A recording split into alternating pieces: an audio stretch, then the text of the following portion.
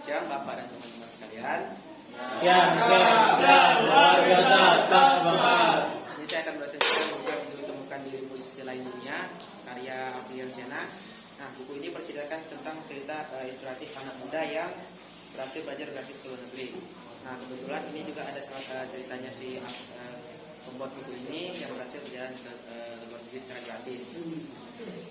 Nah, pada awal tahun 2011 si Afrian Sena ini berhasil masuk ke jurusan hubungan internasional di salah satu universitas Islam. Nah, si Afrian Sena ini sangat berambisi sekali untuk pergi ke luar negeri. Dan dia ini menjadi sangat semangat ketika orang tuanya mengatakan bahwa mahasiswa jurusan HI sebenarnya harus bisa pergi ke luar negeri, apalagi secara gratis. Nah, yang membuat si Afrian ini sangat bersemangat itu karena adalah kata-kata gratis itu. Tapi kata-kata gratis itu hanyalah tutupan dari orang tuanya, karena orang tuanya tidak mau mensupport si Afrian Sena ini. Dan di sisi lain juga Afrian Sena ini sangat sedih sekali karena dia ingin keluar ke Pulau Jawa aja susah, apalagi ke luar negeri.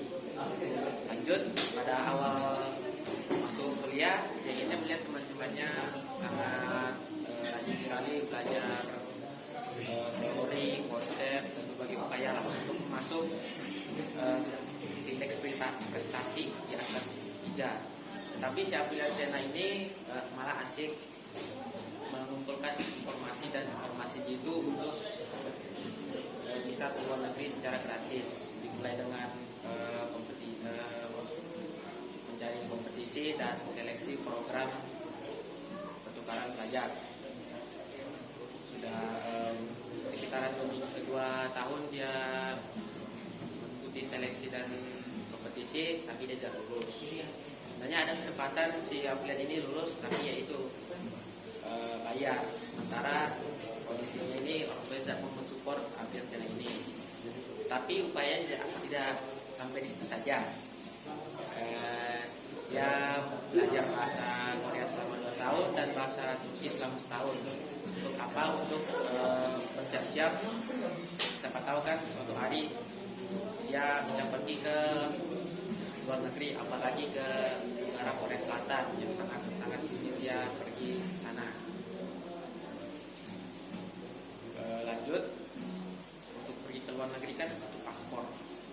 Nah, dia si Afrian Sena membuat paspor, tetapi pada proses pembuatan paspor ini keluarganya, teman-temannya menolak atau tidak mendukung si Afrian Sena ini. Mereka bilang buat apa buat paspor, pula biayanya mahal.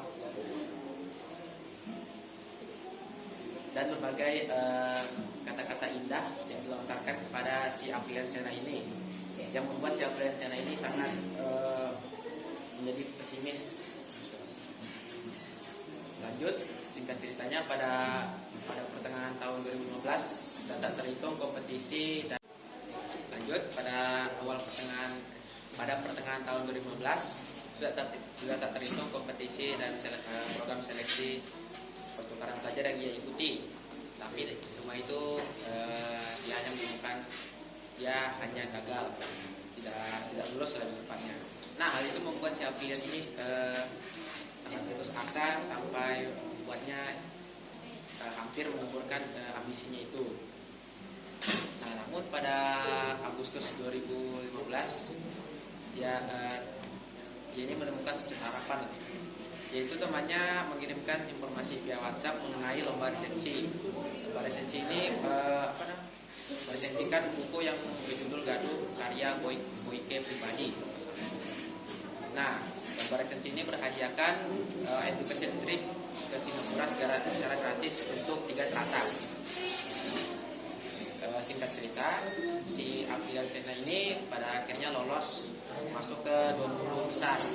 Nah, 20 besar ini diseleksi lagi hingga ke 9 besar, dan Afrian Sena ini masuk ke 9 besar itu. Nah, untuk yang ke 9 besar ini mereka itu diundang ke Rumah Dunia atau Serang. Di situ mereka diajari teknik penulisan dan public speaking serta sekaligus juga pengumuman tentang pengumuman tiga besarnya. Lanjut, singkatnya serangkaian acara itu sudah berakhir dan pengumuman untuk tiga besar pun dimulai. Di saat itu si Afrian Sena ini ya gelisah, cemas, pokoknya negatif itulah ya rasanya. Tapi sang ini tiba-tiba sangat gembira dan sangat senang ketika namanya disebutkan di tiga teratas. Ya, apalagi dia sangat-sangat terkejut ketika namanya disebutkan di peringkat pertama, di mana yang artinya dia lolos ke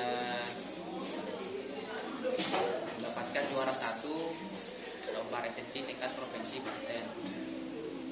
Nah, pada akhirnya dia bersama dia bersama 2 yang lulus masuk ke 3 besar pergi ke Singapura, dan mereka di sana dan pada akhirnya Afrian Sena ini bersama 2 peserta lainnya masuk 3 teratas pergi ke Singapura.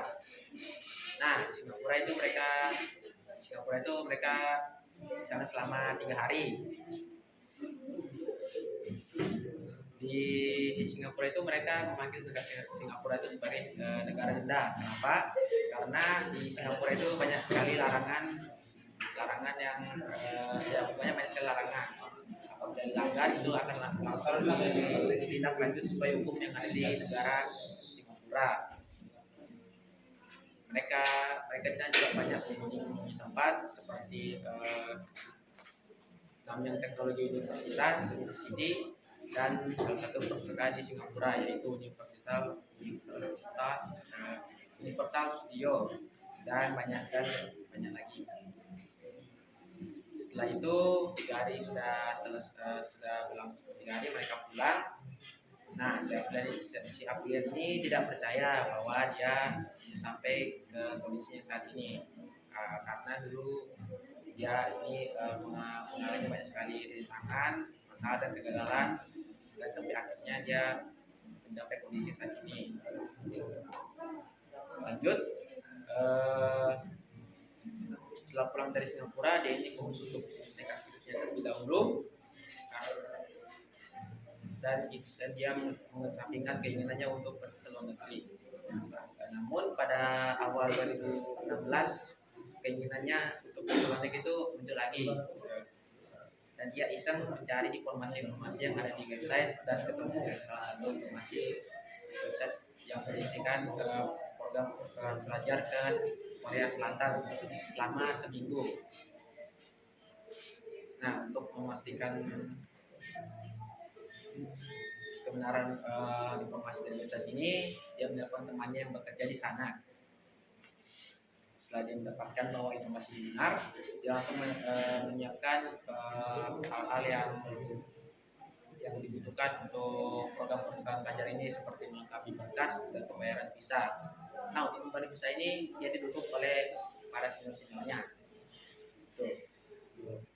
Dan cerita ya lolos setelah lolos 2 minggu setelah penutupan program tersebut. Berbagai aktivitas dia lakukan di sana seperti kultur exchange, olahraga salju,